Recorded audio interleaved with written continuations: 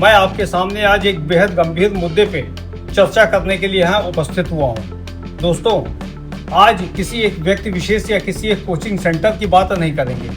आज हम बात करेंगे समाज के, हमारे सिस्टम की और उस माहौल की जिसमें हमारे बच्चे पढ़ रहे हैं, जो हमारे आपसे सभी से जुड़ा हुआ है। अभी हाल ही में पटना के कोचिंग हब में जो पत्थरबाजी की घटना हुई, जिस तरह से एक बेहद लोकप्रिय शिक्षक को निशाना बनाया गया, वह सिर्फ एक मामूली झड़प नहीं है। यह हमारे समाज के चेहरे पर एक ऐसा दाग है जो कई गहरे सवाल खड़े करता है।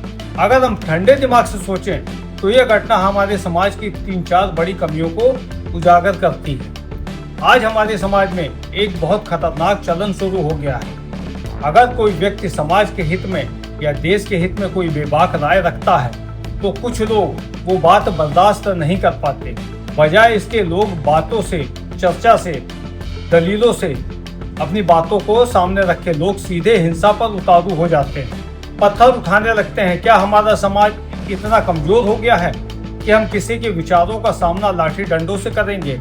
यह सोच किसी भी सभ्य समाज के लिए एक गंभीर चेतावनी है। दोस्तों, दूसरा पहलू जो इस घटना से सीधे जुड़ा है वो है शिक्षा के क्षेत्र में बढ़ती गंदी प्रतिस्पर्धा।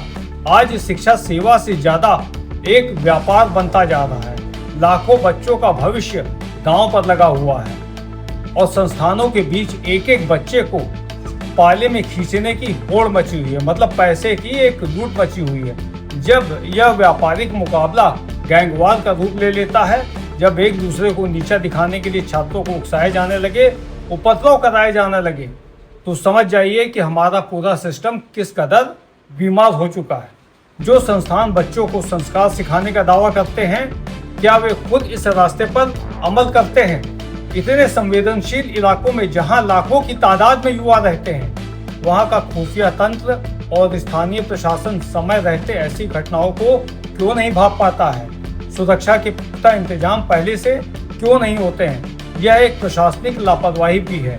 यह एक बहुत बड़ा मुद्दा है। दोस्तों, देखिए भाइयों, वजह चाहे जो भी हो, लेकिन अगर हमारे देश में शिक्षा के मंदिर सुरक्षित नहीं रहेंगे, हमारे शिक्षक सुरक्षित नहीं रहेंगे, तो हम किस शिक्षित भारत और किस उज्जवल भविष्य की कल्पना कर रहे हैं? और जिस तरीके से शिक्षा को व्यापार बनाया जा रहा है, अगर इस तरीके का चलन चलता रहेगा तो आने वाले समय में भी इस तरीके की घटनाएं होती रहेंगी। यह हमारी शिक्षा पर और शिक्षा व्यवस्था पर एक बहुत बड़ा सवाल खड़ा करता है। इस पूरे सामाजिक बदलाव और इस घटना पर आपकी अपनी सोच क्या कहती है? दोस्तों, कमेंट बॉक्स में जरूर